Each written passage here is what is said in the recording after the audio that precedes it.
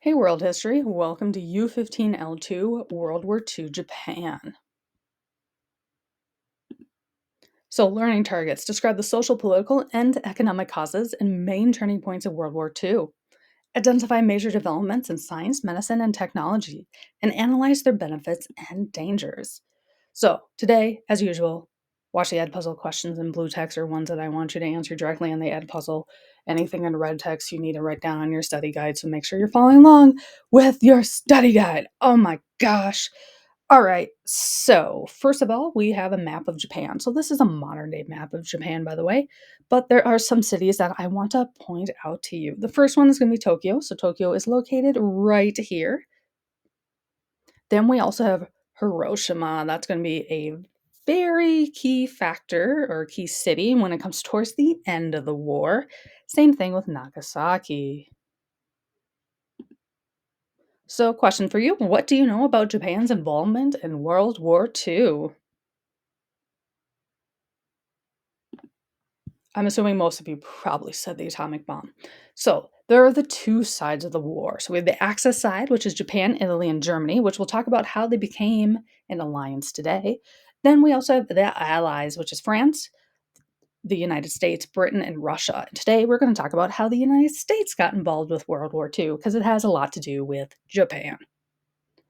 So, Japan was also suffering from the Great Depression. So, we talked about a few videos ago that the Great Depression was from 1929 until the 1930s. It did not just affect the United States, it was an economic collapse in all of the world, declines in consumer demand, financial panics, misguided government policies. It really hits the United States, Europe, Japan, and Latin America the hardest. So again, Great Depression, 1929 until the 1930s. Japan during this time wanted to expand industrialization, but in order to do that, they needed resources. So the tough part about Japan is that it is pretty much an island that's a rock. They don't have a lot of natural resources, so they need to get the resources from elsewhere. So, in order to get those resources from elsewhere, they decide to invade China and French Indochina. French Indochina includes like modern day countries of like Cambodia and like Laos and Vietnam. That's where that's located. So, after 1929, Japan's military wanted to take over more land in Asia. So in 1931, Japan seizes Manchuria. So Manchuria is this area of land right here that's kind of in that bright red. So you can see it's the land that's right next to Japan. And they want Manchuria for its raw materials. And Japan also wants an empire, just like the Western countries were doing. So we talked about back in Unit 13 imperialism, about the United States and Great Britain and Germany and Belgium taking over other parts of the world. Japan wanted to do the exact same thing. So they used something called the Mukden Incident as a justification to invade Manchuria. So here's a railroad map during this time period. So the railroad, the big one right here, as you can see, kind of that like line that goes through China. So that's the major railroad. That railroad is owned by a Japanese company. So keep that in mind for just a second. So the Mukden incident happened in September 19th, 1931. A bunch of Japanese soldiers disguised themselves as Chinese soldiers. Then they proceeded to go onto the railroad tracks and blow up the Manchurian Railway by the city of Mukden. So Japan owned that railway. But the crazy part is Japan blames China for blowing up the railroad, although it was the Japanese soldiers dressed up as Chinese soldiers that did it. So it was all a huge trap. So Japan takes Manchuria as their own, as kind of a payback, although it was the Japanese who thought up the whole plan anyway. So the League of Nations really condemns Japan's for taking Manchuria. But the tricky part is the League of Nations do nothing about it. Japan wants to continue expanding, so in order to do that, Japan leaves the League of Nations. So again, the League of Nations were formed after World War I, was meant to unite countries so there would be no more world wars. The US was prohibited to join by the US Congress, though. Um, the League of Nations failed before World War II really started. And today, the similar organization would be like the United Nations. So Japan invades China. Between the years 1931 to 1945, that is when Japan invades China the most. During this time period, the leader of China is this guy named Chiang Kai-shek, who is this dude right here. He was the former leader of the Chinese Communist Party. China became communist in about 1911, and Chiang Kai-shek really didn't want to get involved with Japan. He really didn't want to go to war. So Chiang Kai-shek tried to make peace with Japan. He's like, hey, Japan, you know what? We'll give you northern China as long as you do not invade anywhere else. But Japan was not satisfied with that. Japan started to move south. Chiang Kai-shek and the Communist China Army then began to fight the Japanese. So again, here is a map. This is where Japan is right here. So Japan takes Manchuria in about 1932. Then they move south here into this part of China, and eventually they will take over all this area that is in color. So this is French Indochina down here. They will take control of that as well. So the Sino-Japanese War, that is China versus Japan. In 1937, Japan takes Beijing, Tianjin, and Shanghai, which are even huge cities today. And they stationed Navy ships on the entire eastern Chinese coast, which means that they block trade to China from other countries. So Japan has a monopoly on all Chinese exports. Again, Europe is watching this. They are seeing this all lay out. They poo-poo Japan's actions, but they don't do anything about it.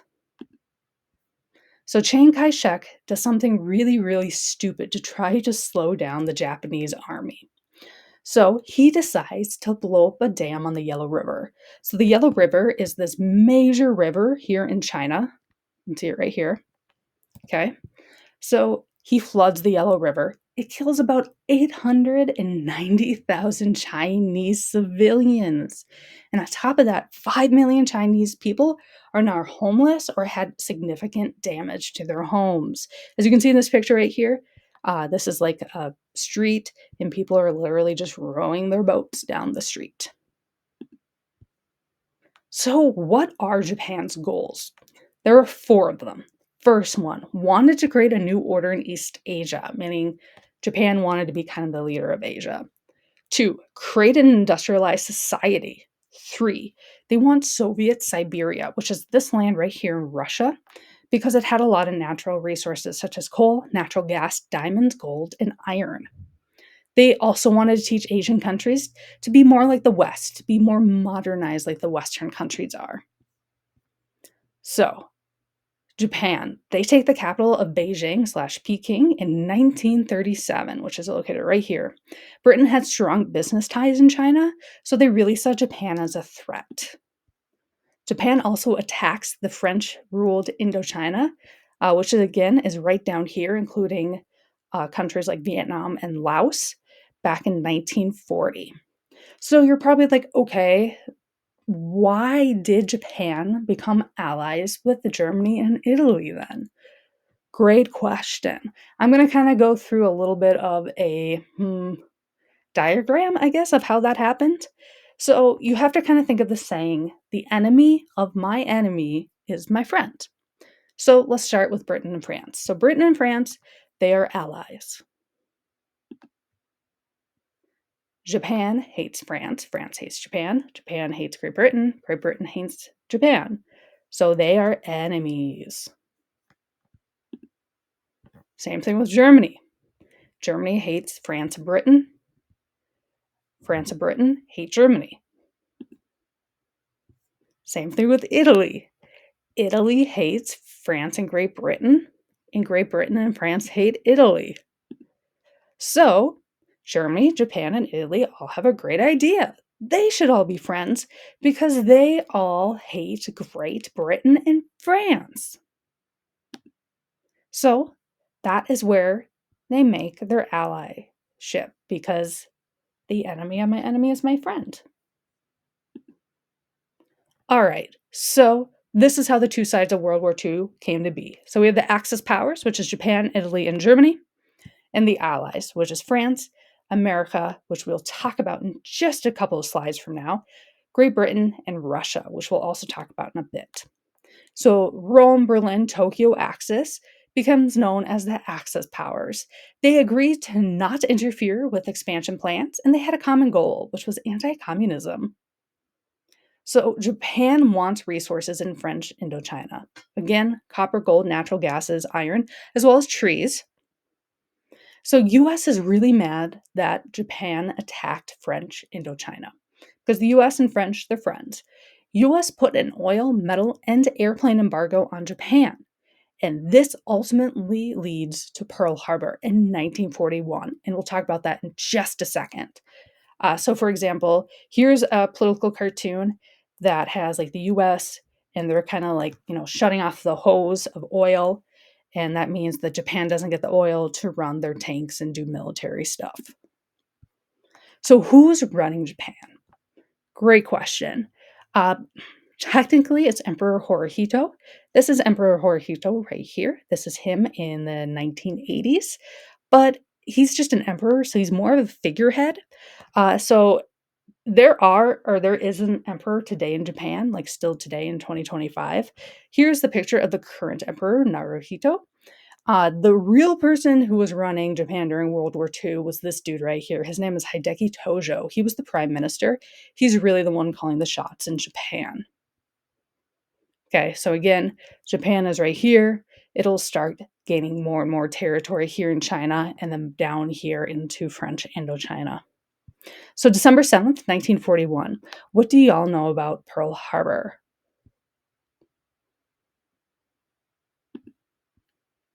So Japan attacked Pearl Harbor, Hawaii. It sunk about 18 ships, and there were about 3,500 US casualties. Japan surprised the US with kamikaze attacks.